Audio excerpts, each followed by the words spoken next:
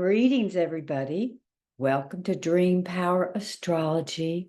I'm Virginia Palmer, Dr. V, evolutionary astrologer, Lemurian dreamer, and transformer. Well, another week of love. Leo sun, just getting started in a way. So the sun rules Leo. That's our sustenance. And it's the heart. That is where it is. The Leo, the lion-hearted, the love. So, as you know, in Tarot, the Sun card is the ultimate. It's the big yes. It's a sustenance. So Leo and love continues to be our theme. Right now, Leo, the Sun Leo is sextiling Mars and Gemini, another huge theme for the next month.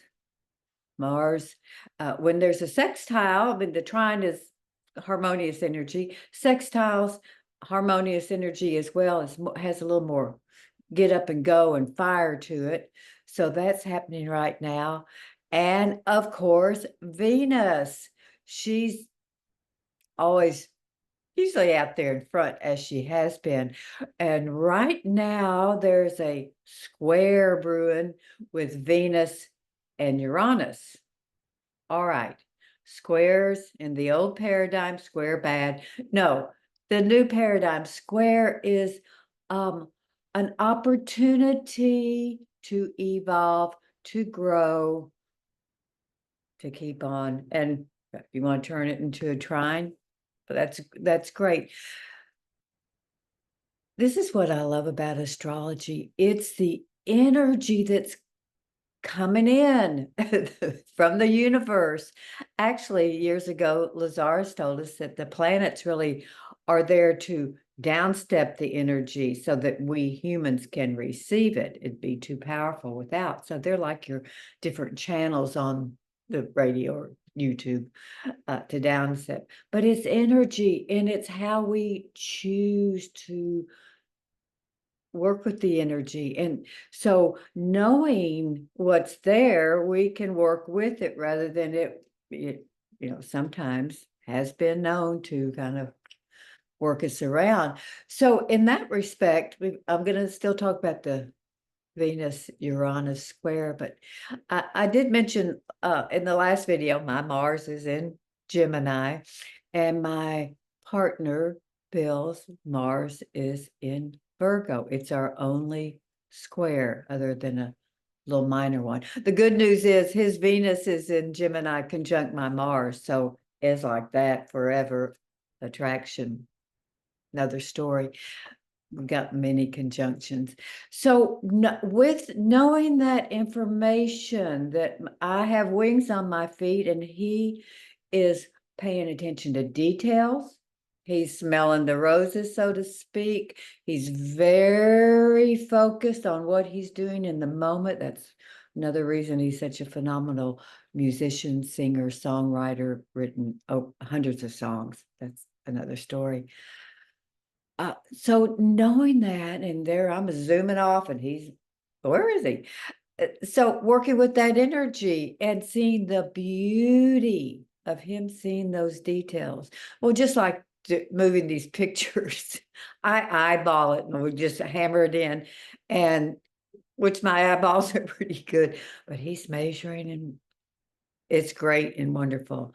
So I highly recommend astrology readings with you and significant people in your life so you can know how to see the beauty of the essence of the soul in another person, because that is their astrology chart.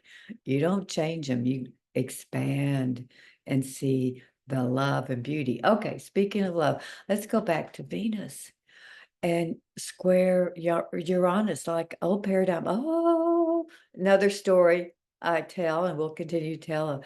A friend of mine who knows my chart, this is years ago, she knew Uranus was on my Venus and saw her at a store. She said, oh, what happened? Did you lose everything? I said, no, I won a free trip to Rome, to an eco island there.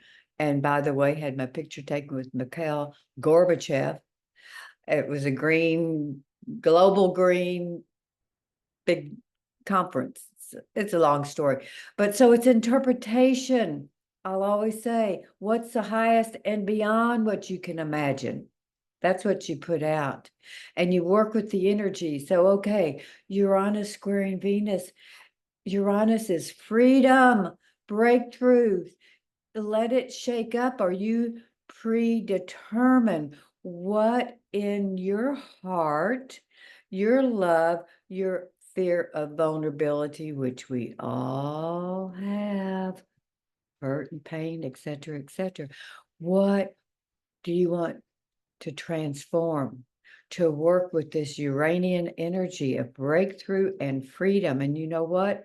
It's freedom to love and to love more, to be more vulnerable, to be more loving, to not awaken, you're awakened, but to expand that love. So the other component, I would say, as we are leading up to a new moon on the 4th, new moon early in the morning, Mercury retrograde, 12, 18 hours later. I'll do a separate video on that, but the energy is working up to it.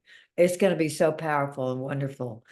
This new moon that's also leading up to Jupiter and Mars aligning.